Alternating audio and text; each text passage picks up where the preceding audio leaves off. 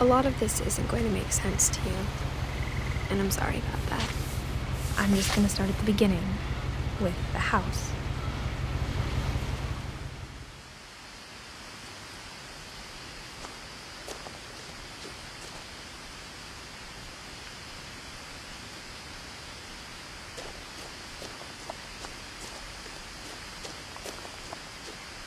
I lived here until I was 11, but I wasn't allowed inside half the rooms.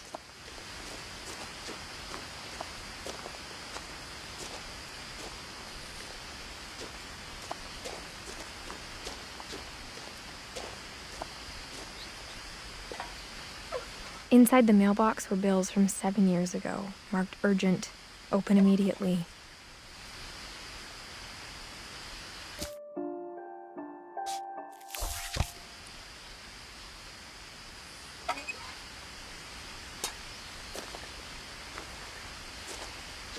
I hadn't been back since my brother Lewis's funeral.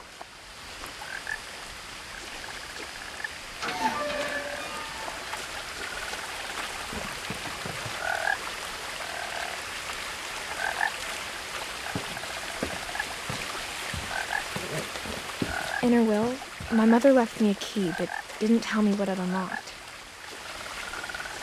Maybe she thought I'd know, or she thought that the mystery would be enough to bring me back.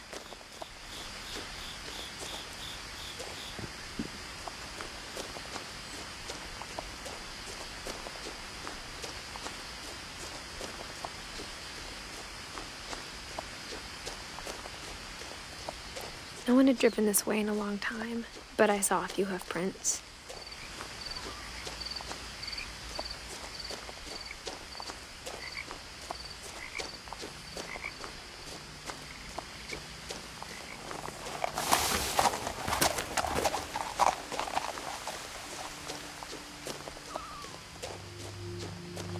The truth is, even after I inherited the house, I never thought I'd come back to it.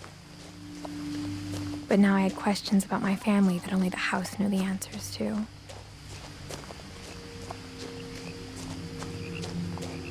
The house was exactly like I remembered it, the way I'd been dreaming about it.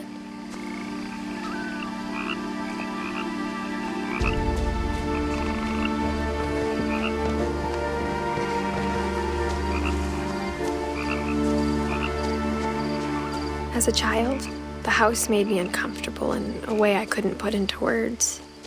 Now, as a 17-year-old, I knew exactly what those words were. I was afraid of the house.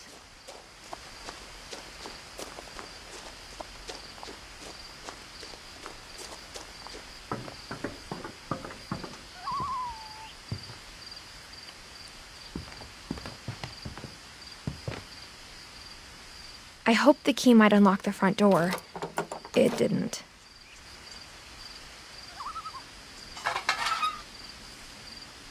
Looking in, I felt like the house itself had been waiting for me.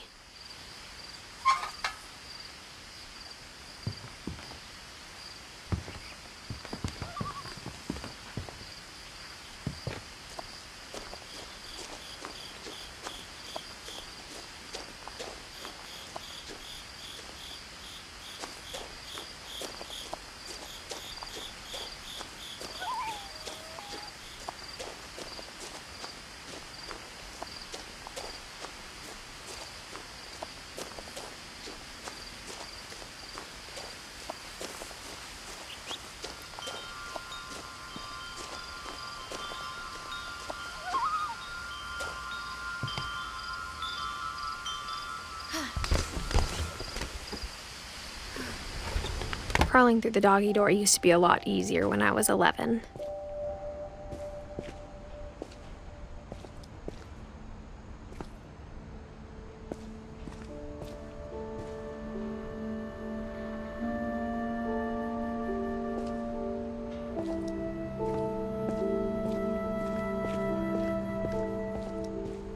For the first time in years,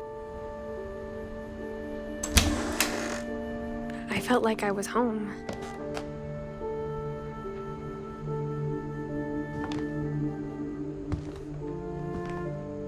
But instead of a family, there were just memories of one.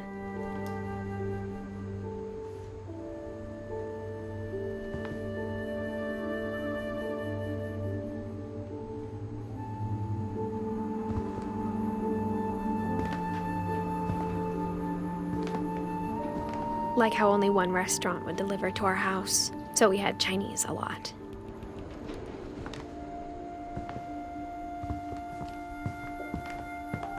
Or how after Louis started working at the cannery, we all got sick of eating salmon. Except our cat, Molly. Nothing in the house looked abnormal.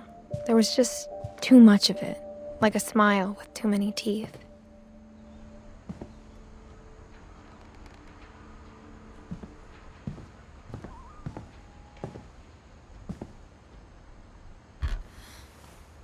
Edie told me once that every Finch who ever lived is buried somewhere in the library.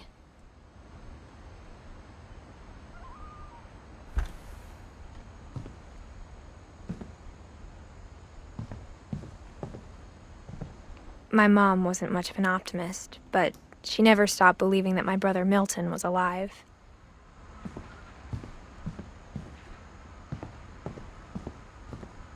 Mom always told me to stay out of the basement, so I wasn't too surprised when the key didn't fit.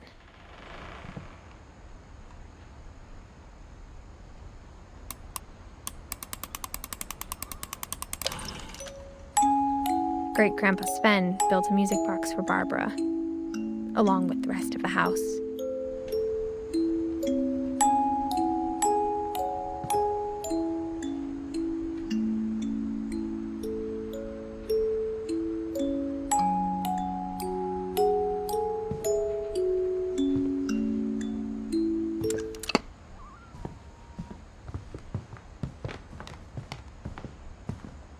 Even the fireplace had a story. Edie told me the bricks came from the original house, after it sank.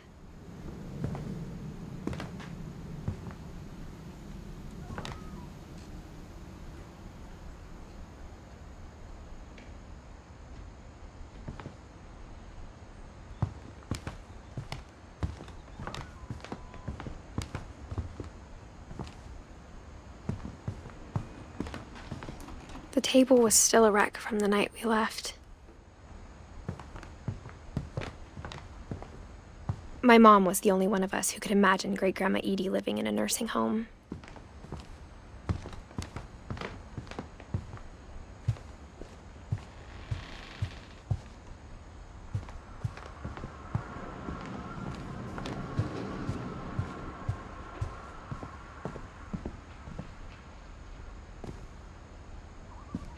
After Milton disappeared, Mom sealed up all the bedrooms. Then Edie retaliated and drilled peepholes. Whenever people ask me about my family, the first thing they always want to know about is Barbara.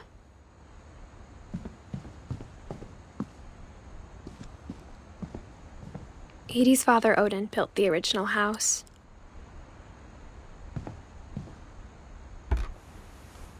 Barbara was a child star for 2 years, until America grew out of it.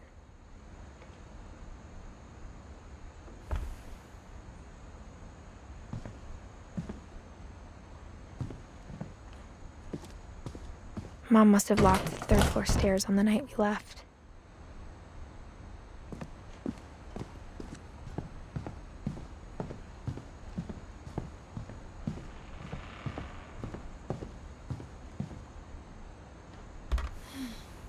My Grandpa Sam spent 7 years sharing a room with his dead brother, Calvin.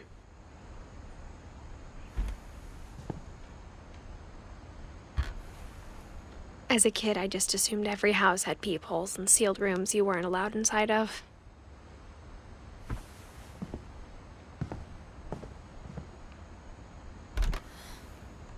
The last time I was in Edith Sr.'s room, I was 10 and she was painting my portrait.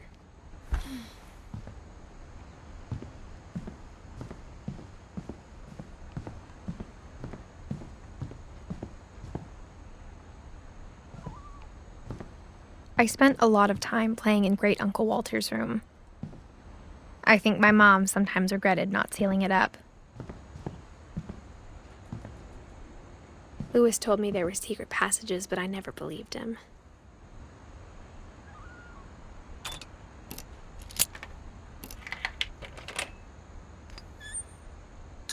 Turns out, my mom was really good at keeping secrets. Now it was time to find out what my mom had been afraid of.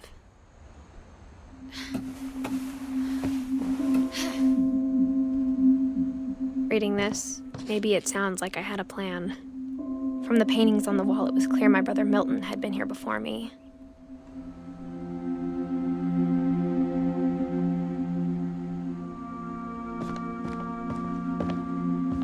But I had no idea what was behind that door.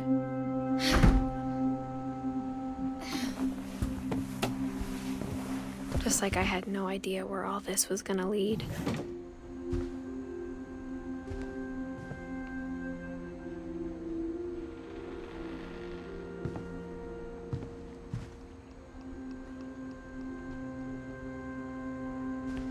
I got the sense Edie had spent a lot of time here. December 13th, 1947. Dear Diary, I'll be gone soon, but I wanted to tell somebody about what's gonna happen. It started when Mom sent me to bed without dinner. I woke up and I was starving, so I looked around for something to eat. The gerbil food was dry, but I didn't mind it.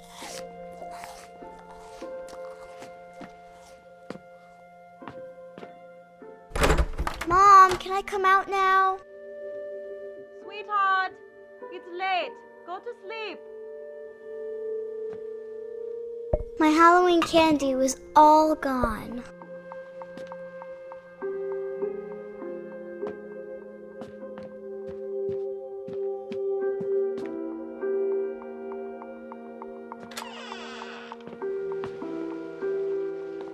I kept eating and eating.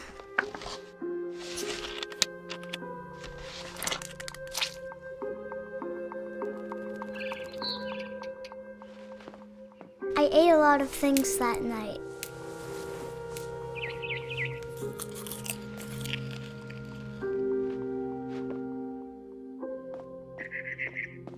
Then I heard chirping outside my window.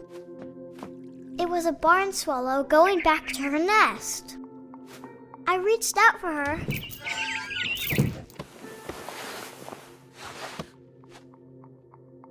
And suddenly, I was a cat.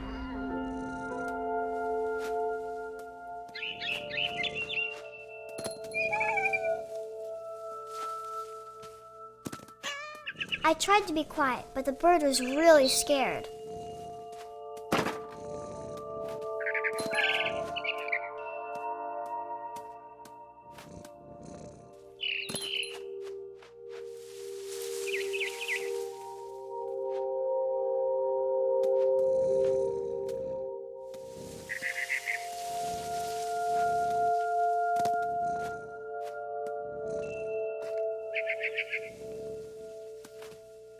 Mom and Dad didn't even look at me.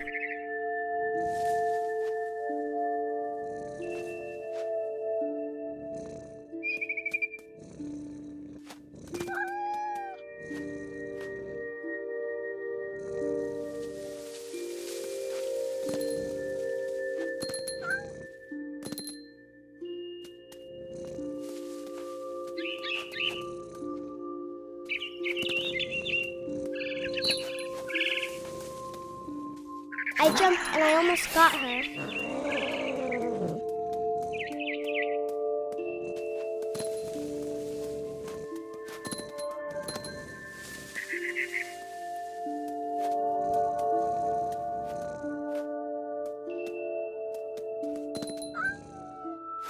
I could tell she was getting really tired. Now I was up in the big tree. I promised Dad I wouldn't climb it anymore. All I cared about was eating that mama bird.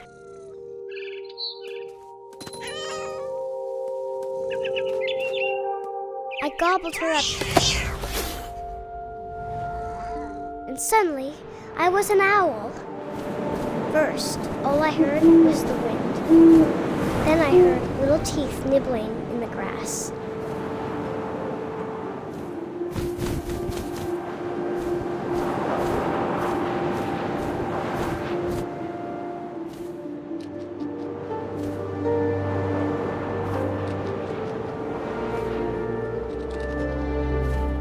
Rabbits.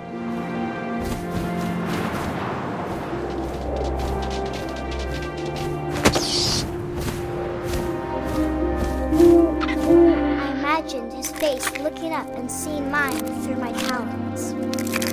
I swallowed him up, and I didn't chew one bit. Then I flew off to find something bigger.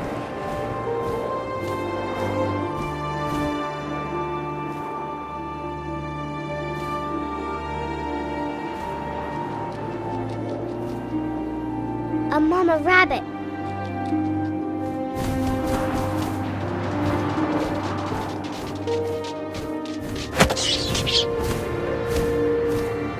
She was almost too big to carry. I started choking, but I couldn't stop eating. And suddenly, I was a shark.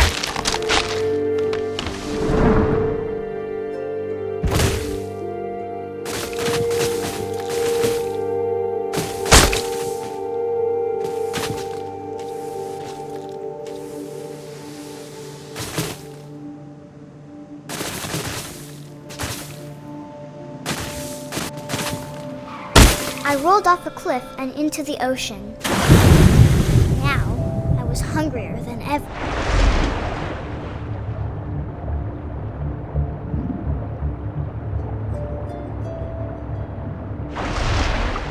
I wanted fat, juicy seals.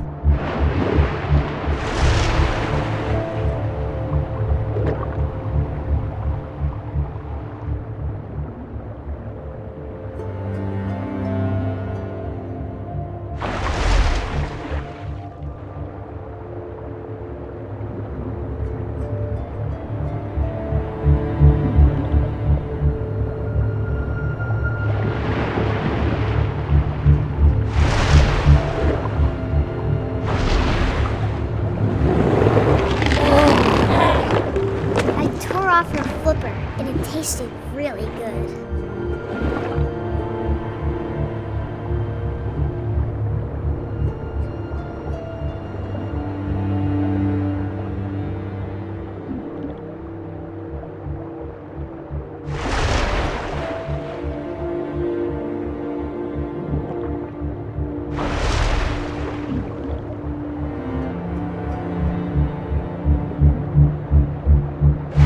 Grabbed on tight.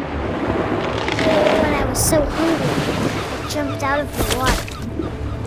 When I opened my eyes, everything had changed.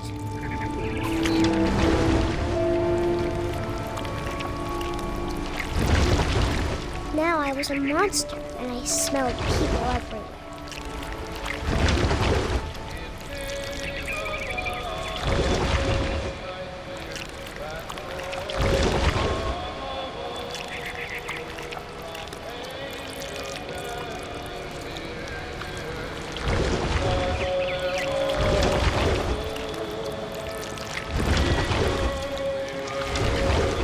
I was big, but I moved real quiet.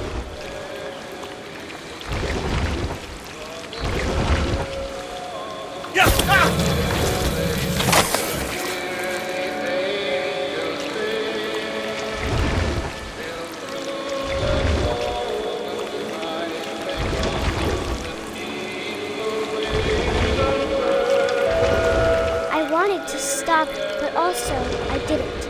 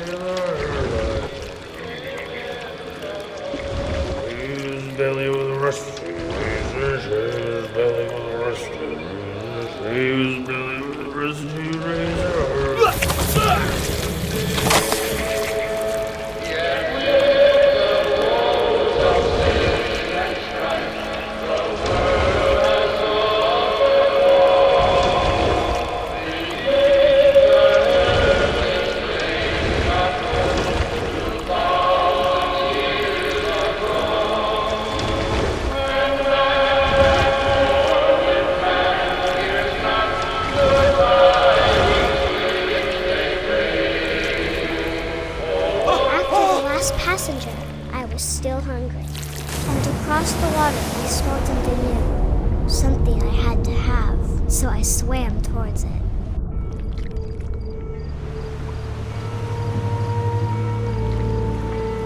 I slithered onto the sand, and the good smell went into an old pipe.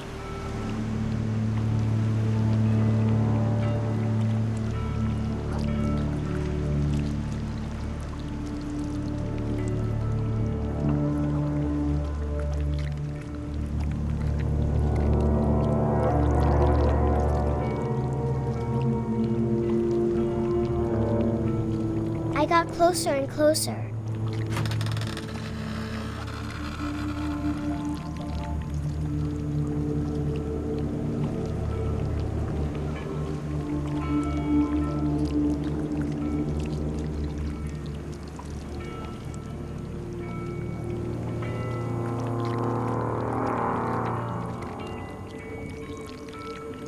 All of my stomach started growling. And suddenly, I was me again. I held my breath for a long time, but I couldn't hear anything. I think it's waiting for me to fall asleep. But it's not going to wait much longer. It needs to feed, and we both know I will be delicious.